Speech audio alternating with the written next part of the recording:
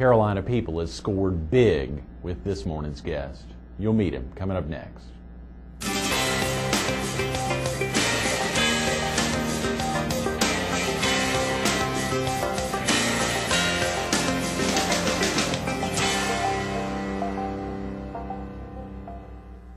Good morning. Welcome to Carolina People. This morning we're at the new offices of the American Heart Association's Waccamaw Division, located here on 44th Avenue North in Myrtle Beach.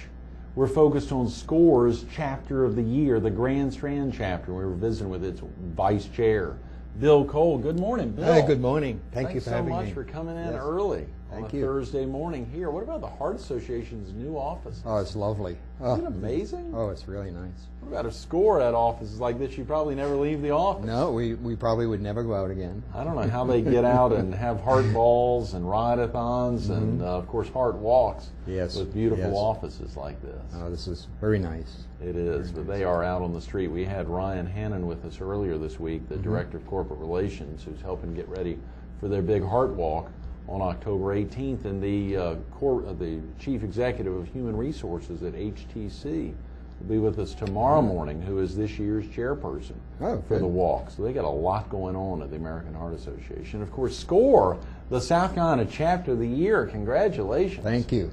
Yes, we're very, very pleased with that. Yes. Oh, yeah. Harold Swanner came by the Herald recently to highlight that. He actually brought by y'all's application that you'd filed to get in the running for it. And I think you highlighted earlier this morning that the two chapters that actually snuck ahead of the Grand Strand chapter are pretty substantial chapters. Yes, Atlanta and San Diego beat us, but they're very big urban chapters with lots and lots of counselors.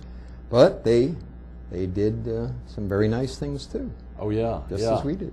And there's a lot of really big and small chapters that are further back on the bus than the Grand Strand chapter, which is tremendous. How many chapters, more or less, nationwide, Bill? 368, I think, is the number now. Right. And there are all sizes: big cities, small towns, all over the country. Right. Excellent organization. Absolutely. The Grand Strand chapter serves. Is it a small principal area? Is it a pretty large area? A couple of counties or? We do primarily cover Orion and Georgetown counties. Okay, sure. We take counselors that are in between other chapters. We'll pick up people from as far away as Florence occasionally, and a few other places. Right. But primarily we're Orion, Georgetown. Okay. For viewers who may not be familiar with SCORE, Bill, what exactly is SCORE? America's Counselors to America's Small Business. Right. It was started back in the early 60s. It was actually, I think, sponsored by the SBA. Right. We've been associated with them as a strategic partner for all that time. We're not officially a member. We're not government agencies. Nobody's going to see anything from the government about what we do with people. Right. Right. But we are all volunteers. None of the counselors are paid. The only service we charged a small amount for locally is for our workshops. Some of your workshops, right? Right, and that we split those fees with the college, and then we use that for pay our the help at our office. Right. And do our supplies and the other things. Oh yeah, stuff you really need. Yeah. But our counselors work for no pay. And the incentive for y'all, is that just for giving back? Is that a way to make a difference? I mean, what's the incentive? Are you continually learning as you're counseling? Well, when I came down here, but I've been in this area about 6 years. Right. And for the first 2 years, I played golf and softball and went on the beach. And finally decided that isn't really retirement. That's yeah. So I decided I wanted to do something, and I had remembered hearing about SCORE. Right. So I looked into it. I looked into Wilmington. I live up in North Myrtle Beach. So I looked into Wilmington and then Myrtle Beach, and was much. I felt Myrtle Beach was closer to the kind of activity and area that I wanted. So I joined Myrtle Beach chapter. And every one of the people I have met in SCORE had joined for the same reason. Really? They wanted to give back something to the business area. Myself, I had 40 years background in industry, and I wanted to give back something to the industry that helped me and made me happy all my life. Yes, Bill, absolutely. We sure want to highlight more about that, but if a viewer needs to get off to work now or get family off to school, is it the 918-1079? Is that the best phone number, and is there a website? There's both. If you want immediate information, call that number, 918-1079. Right. We man the office, the office, from 9 till 12 on Monday, Wednesday, and Friday. Okay. If you don't call at that time, we take the message and we'll get back to you during one of those days. Right. We also have a website, mbscore.com. .org. Sorry, yeah, mbscore.org. mbscore.org. You're thinking about .com. Yeah. That's right. This is a commercial environment here. Yeah. It is. And that also has a lot of information on it. Good. And if anyone is interested in using our services or taking part in helping them with their business, helping them start a business, we do all of those things. Good. We don't charge for the counseling. No charge for any counseling, as you said. A little charge sometimes for some workshops. Who should call, Bill? Who are some of your folks that call? I know everything is highly confidential, or is very. You keep it to yourselves. Anyone you're counseling, but who do you want to call? The number 918-1079, or even to visit your website. I would say probably two groups. Our current client group, I would say, is about 3/4 of them are people who want to start a new business, start a business of their own. Right. Most of these have never started a business before, so they need a lot of basic help, a lot of basic information. So that's probably the biggest group. The next group that is starting to grow, and hopefully will get larger, are existing small businesses. Right. These are people, and I guess in the numbers for South Carolina, there's about 10,000 new businesses started every year, and about 10,000 businesses fail in South Carolina. Every year. Not the same ones. Oh, let's hope not. But there's about 10,000 that go out, and I think if they could recognize the signs of problems earlier, and take action earlier, and we can help with both of these things. Helping them. Yeah, what are they going to learn, Bill? How can you help? How can you make a difference? Well, we have, every one of our counselors has basic business background. Good. All of them, not everybody can help every client. So once we're assigned to a client and get the basic information, what we tend to do next is to say, well, can I personally, have I got the skills and knowledge to help this person? If I don't, I go to the other 25 counselors and find someone there who may have the background that's necessary for this person. Right. If they can help, we have about 200 counselors in South Carolina who can be available if we need them. And then in the country, there are about 10,000 counselors. Wow. So somewhere there's a counselor who could probably help just about everybody that's out there. So oftentimes, and you said, of course, both for folks who are starting a business, but folks who are operating a business, I assume one of the biggest problems for them is they don't want anyone to know that they don't know what they're doing. Yeah. They don't want anyone to know that they don't know what a financial statement is or a P&L. They just don't want anyone to know that because they want to keep plugging away on their own. Is that a big problem that you face? Or? Yes, I think it is. The other is my story about the alligators that I try to tell in my workshop. Is when you are up to your butt in alligators, you often forget that your objective is to drain the swamp. And this happens in business all the time. It happened to me. It happens to everyone I know, that there are times when there is just so much going on. You can't. I haven't got time to fix my problems because I have so many problems. Right, yeah. So I'd say there's a lot of that. I think there is some activity where they are not really. They may not want to admit that they don't know something. I think there is some of that. The people that come to us are willing to admit it. Yeah. They say, no, I know my business, I know my products, I just don't know my financials. And that's the big push here. Is it principally financials? It's one of the major reasons. I'd say there's two major reasons businesses fail. Small businesses. Mm-hmm. The first is a lack of a good plan. Mm-hmm. That they haven't really thought through things. They haven't made provision for problems when they come up. They haven't really built a pathway for themselves.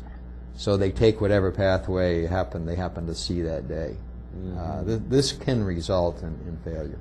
Mm-hmm. The next biggest area is financial. And among the various financial things is cash flow is probably the thing that's not really watched as closely as it should be. Right. But now y'all don't do all the heavy lifting for them. I mean, they really have to go through the steps. You don't do a business plan for them. You help guide them into that. And are those aspects of the lack of a good plan, can you help that business owner who's already 18 months in, who may have missed the 1 year, the normal failure time, or the 18-month failure time, they've gotten beyond that? Can you help them yes. with the creating a plan? Yes, we can. In fact, what we found is, especially in our workshops, we have I think our most popular workshop offering is a 21-hour, 7 consecutive Tuesday nights up at Horry, Georgetown, and we cover in huge detail all of those steps to generate a plan.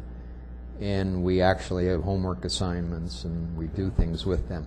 What we're finding is that more and more the attendees to this program are people that are already in business. Really? Good. Yeah. Good. And our goal, that is one of our, I believe it will be one of our goals for the next 2 to 3 years, is we want to increase the number of people that are already in business as our clients.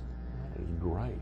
So that's part of what we're aiming for. And working to get the word out to make sure they know, that there are 20 to 25 counselors, all with different varied skill sets, who can really make a difference to your business, whether you're starting one, you're already in one. And when you consider that Counselors to America's small business, what does the SBA or does SCORE consider a small business? Is that based off of employee or on actual revenue? It's both.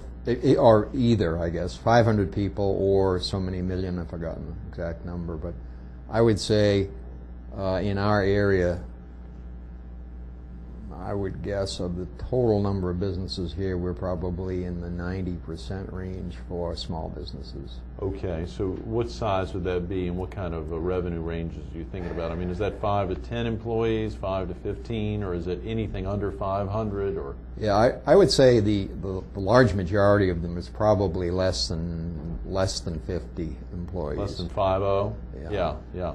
Okay, but you can help businesses that are. I remember 5 years ago when we kicked off Carolina People, we were there at the TV station studios, and we had some of your very successful members who were willing to talk about the impact that SCORE, again, it's confidential, but if they're willing to talk about it. This was Chris Scodris from Eggs Up Grill, or Scodris from Eggs Up Grill, and another young woman from a Heavenly Something down in Surfside, and these two came in to talk about the impact that SCORE had on their business, to really kick them off, particularly Eggs Up Grill, and to help them expand, to look at franchise opportunities, and it was tremendous, that word of mouth, and hopefully you'll have folks that are willing to step out and highlight what SCORE has done for them. But yeah, we've been quite we've had a good group of clients come forward. Last year I put on about 500 student sessions and workshops.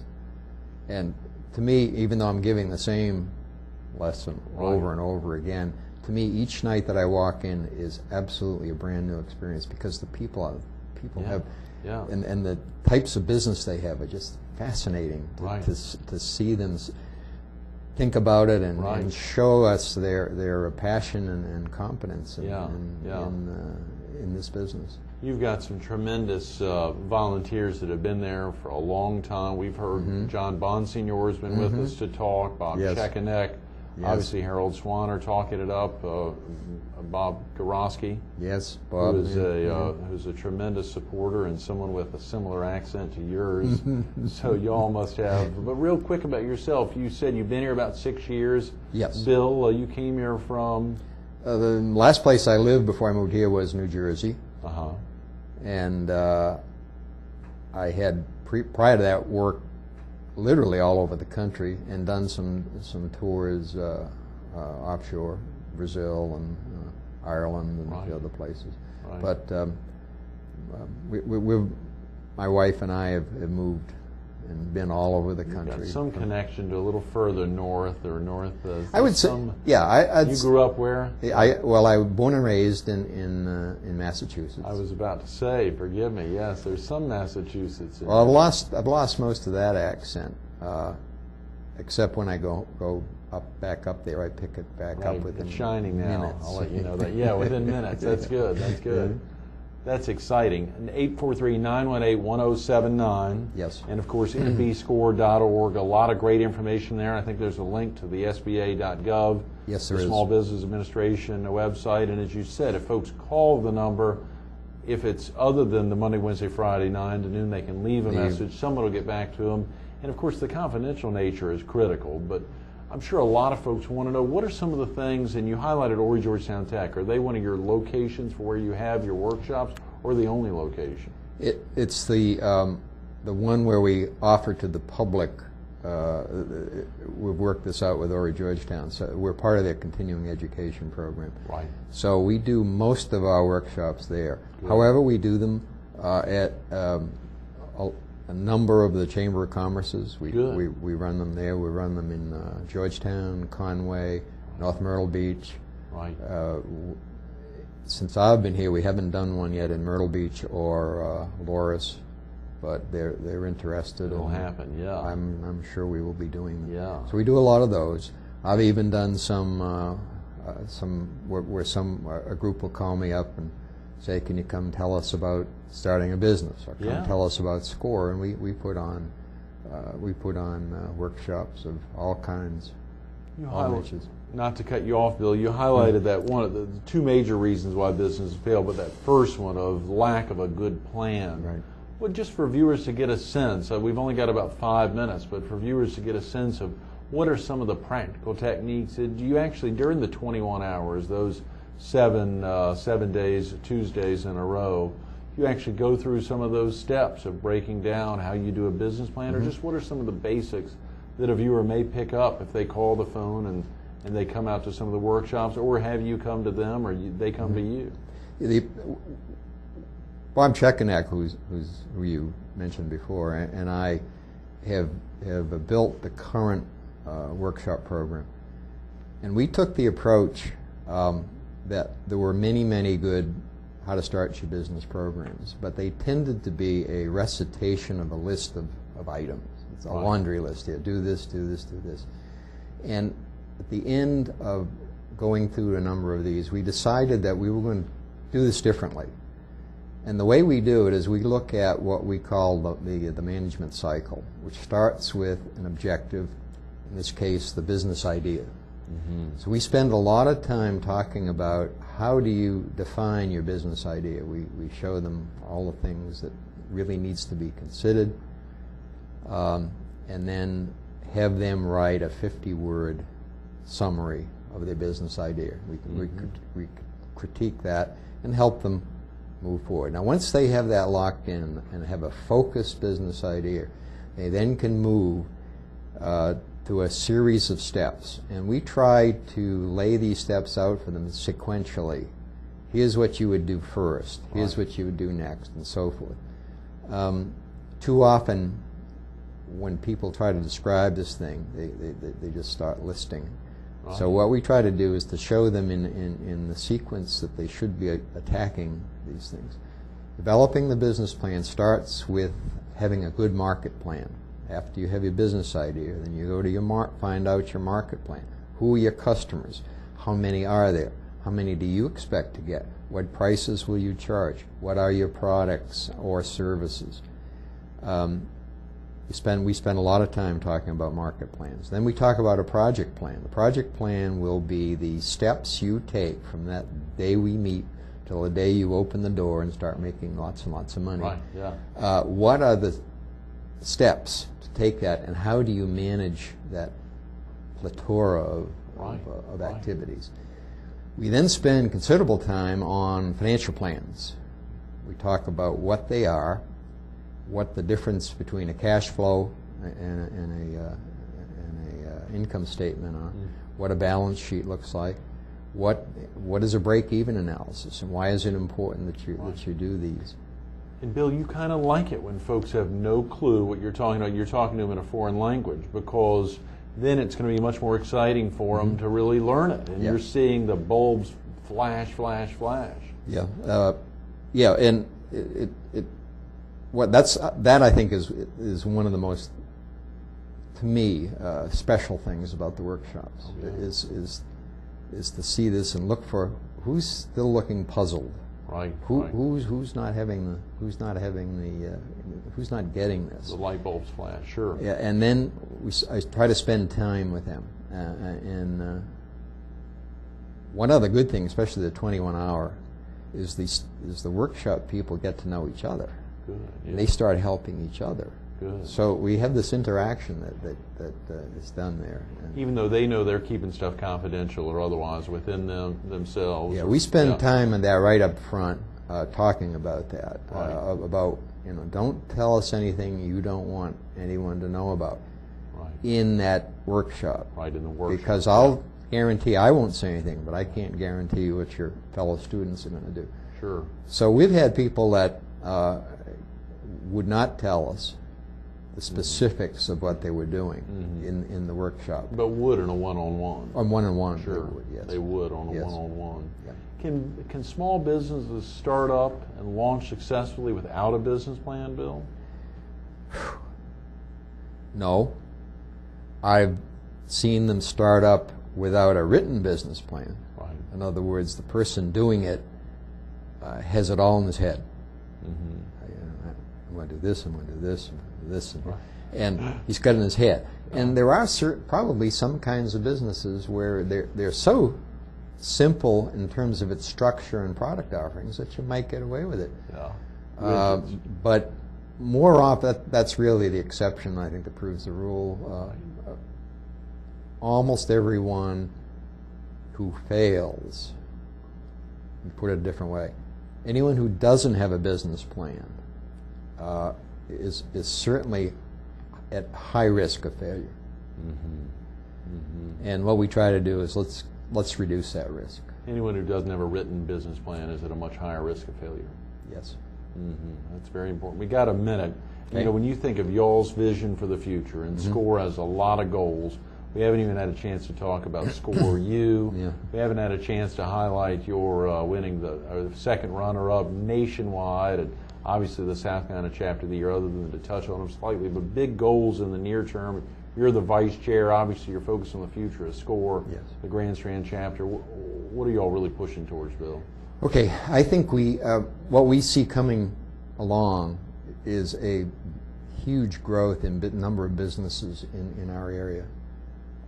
I think the Hard Rock Cafe and the Market Common are signals that it's just going to sprout.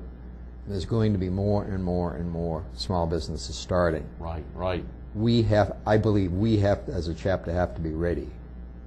My goal would be to double our volunteer membership. Right. Instead of 25, get up to 50.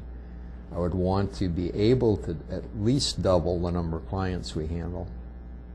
And I certainly, as I mentioned before, want to be able to handle more of people who are already in business.